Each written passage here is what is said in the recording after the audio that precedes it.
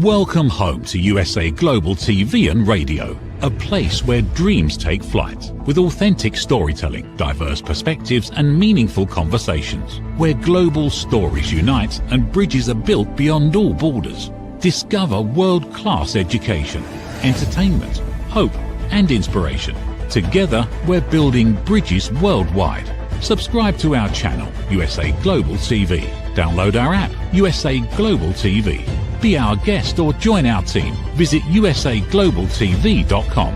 Thanks to our founder and executive producer, Dr. Jacalyn Kerbeck. Music score by Yeffy Tang from Cloud Road Music.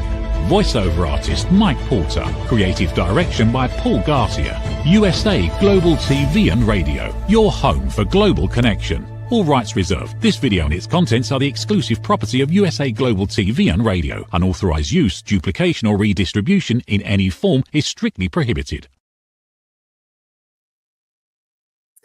We grow. We grow out of our clothes. We grow out of relationships. But have you ever considered, well, what happens if you outgrow your role? And how would you even know that you've outgrown your role and it's time to move on? Well, that's what we'll be discussing today in our episode here on USA Global TV and Radio, when we look at when your role no longer fits. And with me, as always, I have Dr. Jacalyn, and I look forward to having a vigorous conversation with her. Hello and welcome. Thank you for having me. Well, I am very happy that we are going to discuss this topic because I've been wondering about it a little bit. I mean, I've had a number of roles over my career, and I know you did too. So I thought, why not have this conversation together and see what comes out of it? And it happens quite often. It can happen personally, it can happen professionally. And I feel like there's an expression about being comfortable in your own skin. And all of a sudden, you're just not comfortable. Your body is telling you, I don't feel like I'm in alignment with this anymore. And I think that can be scary because that might mean making a change that could ultimately hurt someone. So have you ever, Mariska, heard of anyone who felt like they needed to make a change? They realized they weren't where they needed to be, but they didn't do it because they didn't want to hurt anyone. Well, I know that I've done that for myself, and I have also had quite a few different clients that sat in the same position. And sometimes it's because we don't know where we want to go next. Sometimes it's because it is, as you mentioned, just a little bit too scary. We haven't ventured out into the world, or we think that, God forbid, life has to be mediocre. For some odd reason, we are too scared to step into our full potential, or that thing that's always been calling us from far, far away. And I know that, Dr. Jacalyn, that's one of the reasons why me and you actually came to where we are now. And what I'm wondering is, initially, if you think way, way back, to that initial stages of you going, I'm not sure whether I still feel comfortable in my skin. What was the feelings that was coming up for you? Well, when you and I first met and we were taking Mariana Leeds' coaching program, I remember something that she said, which was, if you're going to be a coach, you have to walk the walk and talk the talk. And I felt all of a sudden like, oh my gosh, that's kind of frightening, because that means you have to be perfect in many ways. And so that kind of came up for me. Am I qualified to be a coach? Does that role fit me? Does that mean I have to be perfect in every way?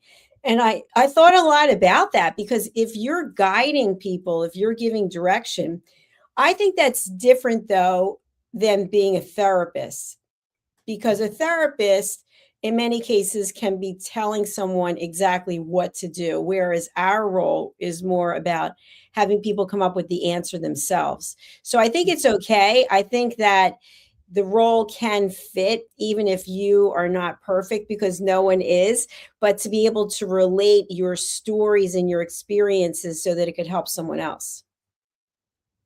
Yeah. And at that stage, as far as I remember, you were still in corporate while doing the course, not doing this yet. Um, what was the rest of the process? How did you go from, oh, well, I'm in corporate, this is a lot of fun, and then moving into doing all of this? My body was shutting down. So I seemed to have more and more ulcerative colitis flares. I had more eczema flares. And when I would tell people at work, because I sold meetings and events and I was traveling. And so I'd have to be away sometimes for maybe 3 weeks. I was in Panama, I think for 21 days. And knowing that I wasn't going to be close to home and that my body's going, oh, hello, we don't feel too well today. It just seemed like it wasn't a good fit. And then you and I were doing a lot of role plays in the course, in the actual coaching certification program. And I think you might even remember me talking about when I had the facial eczema. And there were times when I was in the class and I had it on my face and I was really ashamed and embarrassed. But you and I started working together and I came up with a plan to actually leave corporate because it didn't feel right anymore. It didn't suit me, even though I'm very, very grateful for it. I had an incredible career, but that's when I knew I needed to do something else. So it almost sounds like the thing that shook you out of it was your body physically going, I am rebelling. I cannot do this anymore. And I don't care what you think about the whole process, but if we're going to continue, I'm going to make it extremely uncomfortable for you. It's true. And I think when our body's talking to us, many times we don't want to listen because, especially for us, if we're go getters, then it's kind of like, well, I've got to get this done and that done and that done and this done. I don't have time to listen to my body. But our body is basically telling us that maybe this role doesn't fit and maybe you're meant to take an actual look at it. But Mariska, you know this, like I was saying in the beginning, sometimes it is so overwhelmingly frightening and scary to think about making a change that people just go, okay, well, I'll just deal with the headaches. Or you're in a bad relationship, you know it doesn't work, and you feel physically sick, even thinking about the fact that at the end of the day, you're going to be sleeping next to this person, and you continue doing it because the thought of leaving and going out on your own, it's overwhelming. It is. It is. And I think a lot of the time, it is the unknown. We are more scared of the unknown thing than the known thing, right? Because we know how it feels. What I found for myself is sometimes I desensitize myself. I become numb, either emotionally numb, physically numb. I numb myself out. So if you think about hitting yourself a lot in one spot, right? Initially it will hurt and then it hurts some more. And then the hurt doesn't really go away. The body just starts to numb it. And that's what we do. And it becomes so numb that we don't really realize the amount of damage we are doing. And as you mentioned, the body, there's a book by, I can't remember the author, but The Body Keeps the Score. So in it literally describes the fact that whatever it is that we do to our bodies, it remembers it, right? You don't have to remember it, but it will remember it. And it will remember all those times that you numbed it and you didn't want to listen. And then it's just going to shout a little bit louder. So what I'm wondering is, before it gets to that point, right? Because we all know somebody in either our life more directly, or maybe heard of somebody, or maybe it was a friend or some far away acquaintance, that something happened, something drastic happened, a heart attack, a severe panic attack, something that was so debilitating that they couldn't continue with whatever they were doing. And what I'm wondering is, how else, other than our bodies literally kicking us out, how else might we know that it's time to change our role or where we are? What other signals can we potentially look for? I think one of the very obvious things that comes to mind is you can't sleep. You cannot get your mind to close off. You lie there in bed and you just keep thinking and worrying and worrying and worrying. And some people are more prone to worrying than other people are, but your body needs sleep. It craves sleep. So at the end of the day, if you're going to bed and you're not able to fall asleep and stay asleep, and of course, run to the bathroom every however often for most people, there's something going on. And I think the other thing is to the point that you just mentioned, when we find ourselves going to a doctor and asking for medication because we suffer from anxiety or we suffer from depression, is it really that? Or is it that we can't take anymore what it is that we're doing? I watched this interview the other day, and it was with a rock star of a band, very well known rocker. If I said the name, everyone would know it. And he was talking about his life of sobriety now, but when he was a major drug addict, and he was talking about being with a group of people and they would get a certain level of high so they could forget about whatever their problems were, even though they were touring and they had tons of money and tons of women and all the things that they thought they needed and wanted. And so this one particular occasion, and I'm paraphrasing, he mentioned that they had run out of the drugs they were doing, whatever it was. And so they decided to shoot up Jack Daniels into their veins. They just took a syringe and shot it right into their veins. And he said he realized at that point that he was going to kill himself, that at some point death was coming. And so he got sober and he realized that there were so many things that he was ignoring and not wanting to deal with in his life. And some of it was imposter syndrome, that, why am I so successful? Why am I making all this money and going all these tours and women throwing themselves at me? How do I deserve this? Why? And so he would just want to numb this pain of feeling like he didn't deserve it. And I think that there are many people out there who are numbing themselves with something. It doesn't have to be a substance. It could be gambling. It could be shopping. It could be just completely zoning out in isolation. Yeah. Because I think a lot of the times there is stuff that we numb it because we want to ignore it.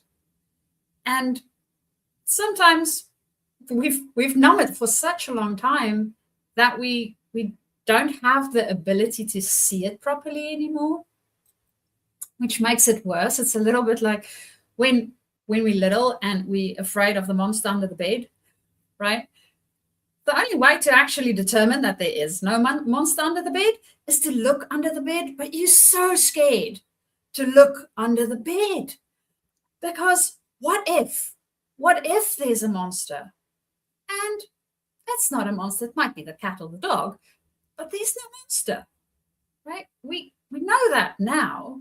And yet when we are in that specific emotion, we might be ignoring it and numbing it out. As we grow up, we have all variety of ways of doing that. So, Dr. Jacalyn, when you think about your own experience, what do you see typically as patterns for you when you used to ignore things and sort of go, it will change, or it will be okay, or I'll just not look at that for now? Well, I think with me, because of the ulcerative colitis and the facial eczema and the psoriasis, all, thank goodness, are in remission.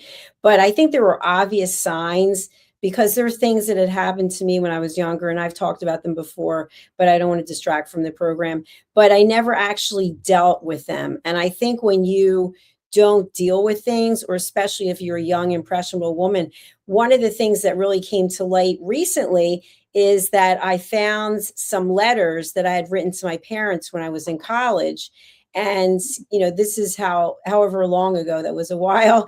And in the letter, I basically was insulting myself. I think there were 3 letters. And in all 3, I called myself a whale and a loser, and I was disgusting.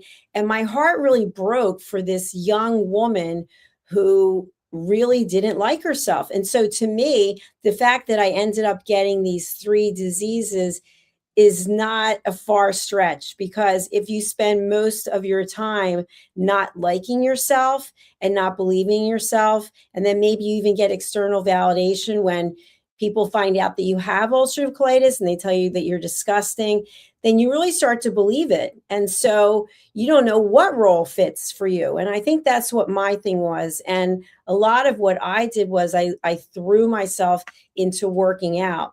And I've always been kind of obsessed with working out. I think I'm taking it a lot easier than I used to, but everything was doubles. I'd have to do double hot yoga, and it's 105 degrees. Each class is 90 minutes. I'm doing class back to back. And at the one studio, they had heaters in the ceiling, but then in the front row, which is where I always was, they had these space heaters, and I'd have to be right in front of the space heater. So it was like 110 degrees. And so I've always been like that. And I kind of feel like I was just beating myself up because I was internally in pain. And at the same time, I'm dealing with these illnesses, these chronic diseases. But today, as a 63-year-old woman, I see things much differently. And so I hope for other people, it doesn't take until you're in your 50s, really, because that's when I sort of had an awakening about it, to understand your body is talking to you, and not every role is going to fit, and you don't have to make it fit. No, I think that's something that I remember when I was little. I thought grown-ups had it figured out. Luckily, I got disillusioned in my teenage years. So that was good for me in any case. But I think most people, for some odd reason, we keep holding on to that belief that at some point we will have it all figured out, right? This other group that we are moving towards, because we keep moving towards them, we keep growing older, has it figured out. And nobody actually goes and says, no, they don't. They don't have it figured out for themselves, and they don't have it figured out for you. And it's your job, the only job you have, is to figure it out for yourself and to find out what is the roles that fit for you in that time period, because it won't always fit, right? It's a little bit like clothing. Your clothing doesn't always fit. It's very few of us that has the clothes from when we were teenagers, except, of course, if you are a teenager at the moment, you have something to look forward to. You can see whether you can keep fitting into it until you're 60. But most of us don't, right? Our bodies change, our personality change, life. There's stuff that we learn from it. And if we had a bit more grace for ourselves and go, okay, am I testing this in a way where I can discover whether it fits or don't fit? And it's fine if it doesn't. It just doesn't fit you. It doesn't have to fit everybody, thank goodness. Otherwise, we would have been very grey blobs. So, Dr. Jacalyn, if you could give the person that wrote those letters, right? I'm not sure exactly what age she was, but if you could give her advice, what advice would you give her to do it different this time around? I think she was probably 18 years old. And I think what I would say to my younger self is that if you don't love yourself and you don't respect yourself, you're always going to be looking for external validation. And when you're looking outside of yourself and you're putting all of everything that you have into someone else's hands, it's not going to turn out well. Because being able to trust someone with your humility and your fragility and just how vulnerable you are, you probably are going to get hurt.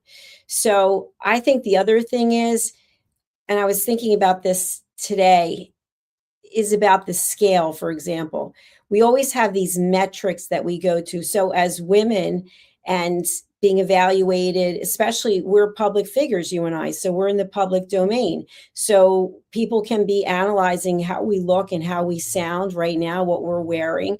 And so we're putting ourselves out there so that we could be ridiculed. I'd like to think that we would be complimented and that people would be very supportive, but you never know. And so if you don't love yourself, if you don't believe in yourself, then you will be hurt every time someone says something to you that's unkind.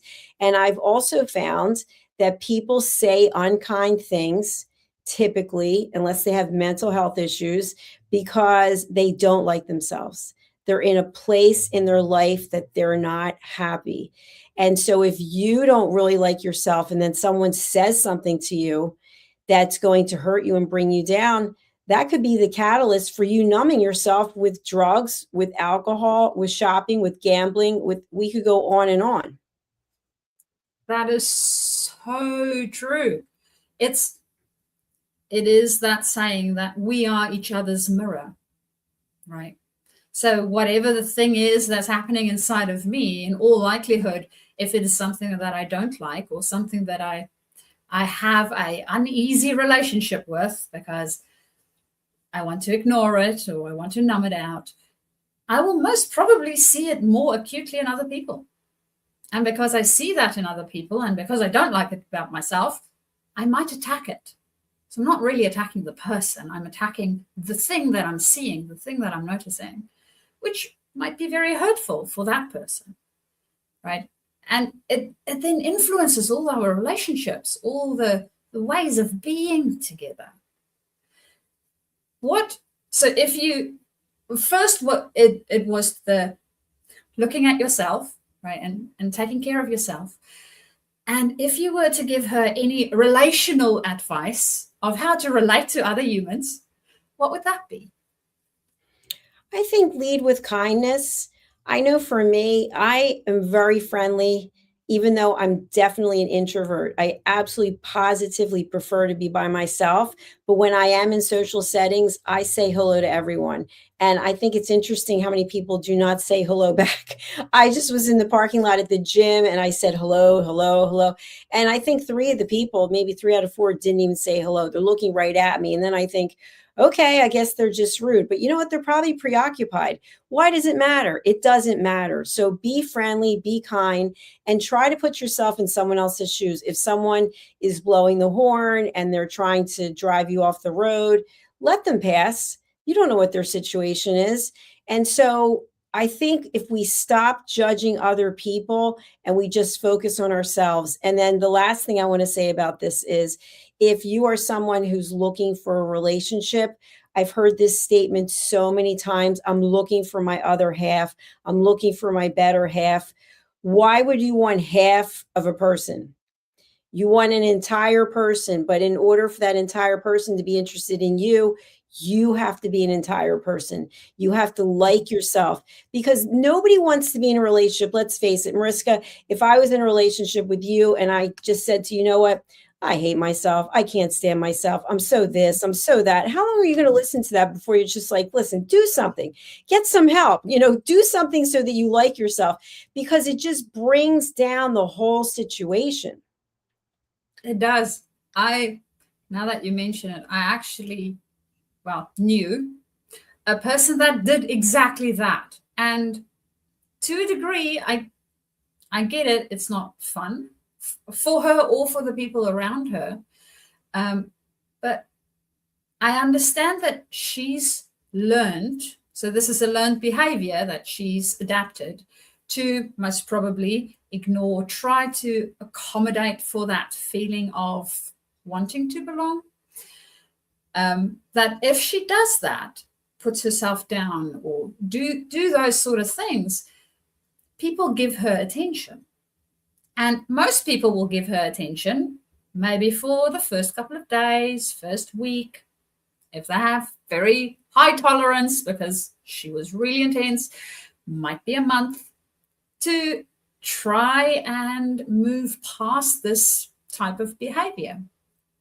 But if you don't want to grow, if you want to stay ignoring whatever the thing is that you are ignoring, unfortunately, one of the other patterns that I've noticed is we have a tendency to, if we want something, so say for instance, I want to belong to a group, or I want to belong just in general because I don't have that thing. What we do is first we might over attach and then become needy. Now, needy can become creepy really fast, or we might push away and we want them to actually draw us back, right? Because we want to belong. So we have this deeper need that is quite pure, and the behaviors that we have adapted because we are ignoring other things might actually have the opposite effect of what we are trying to do. And that might also be in the roles that you have. When you think about the role that you have, think about the patterns that you keep seeing, the holes that you keep falling in. They might be a good indication that there's something going on below the surface that you haven't really looked at honestly with eyes wide open in a while. And it might need addressing. And as Dr. Jacalyn mentioned, the only person that can address it is you. There's no one else. No one can fix it for us. So with that being said, Dr. Jacalyn, what's your experience of it? I feel that it's kind of multidimensional in how it shows up in our lives. But I think at the core, what we're talking about today, when your role no longer fits you, even if you are in a personal relationship, as I mentioned in the beginning, and you can't sleep, or you find yourself anxious to come home, or you find yourself anxious when your partner is near you, and you're coming up with all kinds of excuses to try to get away from the person, you have a choice. Are you going to listen to that and try to figure out what's going on? In fact, I just saw this in one of the stand-up comedy acts about how when people first meet each other, everything's so cute and sweet, and everybody is so like, oh, I love you, oh, googly eyes. And then those same behaviors years in, you absolutely can't stand about the person. And you find yourself going, I hate you. I hate you. I wish you'd get away from me. And they're the same person. It might be the exact same thing that they did when you first met, that they're so cute. And then all of a sudden, that is something about them that you can't stand. So what is it that changed? It changed that you don't feel like you fit in. And sometimes what we'll do is we make it about the other person. Well, you've changed. You're this and you're that. Well, maybe you're the one who's changed. Maybe you've outgrown the relationship. Maybe you're in a job where you can't stand it anymore. Maybe you were passed over for a promotion, or maybe the company's gone in a different direction, or you have a new leader, a new manager, and you just find yourself absolutely miserable, just punching the clock, punching time so that you can get out of there as soon as possible. Well, you have a choice, and the choice is, what are you going to do? What's the decision that you're going to make? Yeah. And please don't jump from the frying pan into the fire. I have also seen this happen, right? You go, oh yeah, this doesn't fit anymore. This doesn't feel good anymore. And then we just jump. And the just jump might be in a worse spot than the previous spot. So when you notice that something's off and you need to move, also step back, pause, see what's going on around you. Because Dr. Jacalyn, I'm sure you would not have gone into a corporate position that was similar to the one that you had, but you could have gone into another type of corporate position where you were home more potentially. And would that have made you happy? Or would that have changed your system to be in a place where it would tolerate slightly the situation better? You know, it's interesting that you say that, because most of my corporate career, I did work from home. I was really blessed. In fact, there were two times actually when there was a new manager who came in and said, everybody's got to come into the office. And I say, oh, no. I've been grandfathered in. I don't have to do that. So I've always worked from home for as long as I can remember. But the other thing is that when you're in the role that you're in, and maybe you're dealing with situations for example, I think with me, I got a lot of flack about the way that I look, about my blonde hair and my red lipstick and my red nails and the way I was dressed, because I've never been someone who is dressed like they don't want to be seen. I'm always out there. I'm very glitzy and blingy, and that's just how I am. And so I have gotten feedback over the years when I was in corporate, you need to tone it down. And I would say, but this is who you hired. I'm the same person. I showed up the same way. I didn't change myself during the interview process. And sometimes with these positions, I think I had 4 or 5 jobs in my entire career. You'd have to go through 5, 6, 7, 8 interviews after all the tests. And so at one point, I dyed my hair brown and I cut off my nails and I changed the way that I looked because that's what was expected. And I really wasn't happy because I kept thinking, what's wrong with the way that I am? Like, I just want to be accepted for who I am. But if you think about it, how many times are people in relationships and somebody might say, you know what, you need to lose some weight. You need to do this, you need to do that. And then you work on it and you do the things that the person said. And by the way, they might not even said it in a nice way. They might have been threatening, I'm going to leave you if you don't do this, or, you know, you sicken me, or I'm not attracted to you anymore. And then you do what's been asked and it doesn't matter anyway because the relationship doesn't work, but you can't see it. And you're in the role of pleasing, where you'll do whatever it takes because the thought of being without this person is something that you can't even accept. Yeah. And that goes back to the ignoring and numbing, because we're trying to make this thing work, whether it is in a role or whether it is in a relationship. I mean, I'm saddened to hear that you had to dye your hair and cut your nails and not be you. I mean, that just sucks. In most corporations, right, they already put it through 2 filters. One, they take the fun out of most of the stuff, and then they put it through a gray filter so that they can make it as boring as possible. And then they tell you, have fun with this, which never works. We're so glad that you're here with us. Welcome to the team, but conform. It reminds me of one of those things that they have for children. I can't think of what it's like, a piece of wood or some kind of plastic, and it has a round hole and a square hole and a triangle. And then you have these shapes that fit in, and then you have a hammer. And so as a kid, they'll try to put it in the wrong hole. And that's kind of what I experienced. And I know you've had your own business for a very long time. You couldn't pay me to go back and work for someone else. There is no way. And so for all those people out there who are working for other people, it could be the greatest experience you ever had.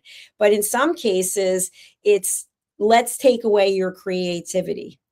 Let's just stomp on all of your dreams. And it happens to children. I talk about this all the time. Children have that curiosity, that wonder, that they're looking around and everything is so exciting until one day and someone tells them, don't do that again. You're this and you're that. Or maybe they try out for something. They have a little talent show and the person running it says, you can't sing, don't do that. You can't dance, you can't do this and this and that. And then you remember that for a lot of your life. So I think that it starts with when we're very young. And as we progress through life, it can really manifest itself in a way that you've been playing a role that you don't think fits and you don't even know how to get out of it because it's all you've ever known. Yeah. And to a degree, like you mentioned with those little blocks, right? We were round and then we got hit into a square or a triangle. And now I'm round on the inside and I know I'm round on the inside, but my outside looks like a square or triangle. And it just doesn't work because I get suited or fitted into square and triangle spaces. That's not really for me because I'm a circle. Absolutely. So it might be worthwhile to check that inside, whether we can have our brilliance. And Dr. Jacalyn, I know that I complimented you just before the show on your lovely top. And I know that you always bring the sparkle that's inside, outside. on this platform. Yeah, thank you. I appreciate that. Well, for many of our viewers who don't know this, I'm pretty much a loner. I pretty much spend all of my time alone. And I'm not upset about it. I feel like I have found a level of peace that I didn't know existed. And I think for our topic today about when a role doesn't fit you, another way to look at it is, are you constantly surrounded by drama? Are you in the middle of the situation? It's drama, drama, drama. Most of your life seems to be about chaos. Or maybe you're starting the chaos. Maybe it's about gossip and talking about other people. I saw this again today at the gym. There's an area where they have places to sit, and it's the same people. And you walk by and they're always talking about people. Did you see her? Did you see him? And I just smile to myself and I think, what if you had something productive to do with your time? Maybe they feel lost, that they don't know what their role is, except their role is to talk about other people. And so again, I think that goes into making a choice. When we're children, when I wrote that letter and I was in college, I wasn't 21. Maybe my parents could have helped me in some way and said, you have everything that you need, instead of you could be thinner. I was always told you could be thinner. But for young people, they pretty much are having their lives shaped by whomever it is that's raising them and the people that they surround their lives with. But as we get older, we can make a choice and we can say, I choose not to be in this role anymore. It doesn't serve me. And maybe you can't even put it into words, but your body is telling you. You can't sleep. You're a nervous wreck. You're constantly worrying. And when you think about Mariska, being in a very peaceful place, if you were to think about being on a beach maybe, and you're the only one there and the waves are coming in and the sunset's coming down, and you're just grateful for the air in your lungs and for the opportunity, as opposed to everything is going on. It's like a tornado that's going on in your life. They're two very different feelings. They are two very different feelings. And I mean, all blessings to the people that loves the tornadoes in their life. We need you too. But be very conscious about what it is that you are choosing, I think, is also important, right? Understanding that if I'm in a tornado, but I'm not a tornado person, I need to choose to step out of that. And if I'm not in a tornado and I need some more tornado-ness around me, then step into that. But be very conscious of what it is that you are choosing and think about that energy first. I've spoken to somebody the other day and they were busy thinking about the product that they want to launch and going through the whole, well, I don't know about this and I don't know about that. And one of the things that I mentioned to them, because I do see this as a pattern in general for people, is we get too into the details before we have actually stepped back for long enough to figure out where the hell we're going and how we want to feel while we're going there. It's not only about the thing, right? The direction, this is what I want to achieve. It's also about how do you want to feel while you're on this journey? It's not going to materialize in 10 seconds. I mean, Dr. Jacalyn, how long did it take you to build this platform? A couple of years? Well, I started with Rapping with Dr. Jacalyn in 2019 and then USA Global TV and Radio in 2021. So we're on our 5th year and you've been here since the beginning. So you've seen the evolution. Yeah. So if you felt with this platform the way that you felt in corporate, would you have continued? Yes, I would have continued because I love what I do. I'm so passionate about what I do. You could ask me every Monday after a weekend, what did you do? And I'd be like, I worked. That's what I do every single day. That's what I'll be doing after this show is over. And some people can't comprehend that. But when you really love what you're doing, you're happy doing it. You can't wait to do it. How about you? Well, same for me, for where I am right now, right? The thing is, if I stayed where I was, I would not have the energetic expression and feeling of what I have right now. At some point, I would be numbing, ignoring, doing all these other things that's not helpful, and just be turning into another gray blob, unfortunately, which would be very sad for me and everybody else. It's not a good place to be.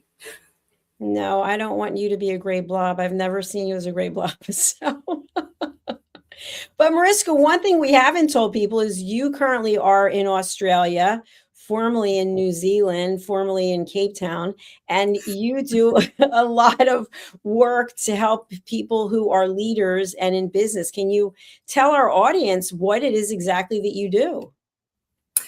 So I work with people in transitions. If you are in a place where you think, well, I've done this thing, I've had this career, it was really epic, but my role no longer fits me.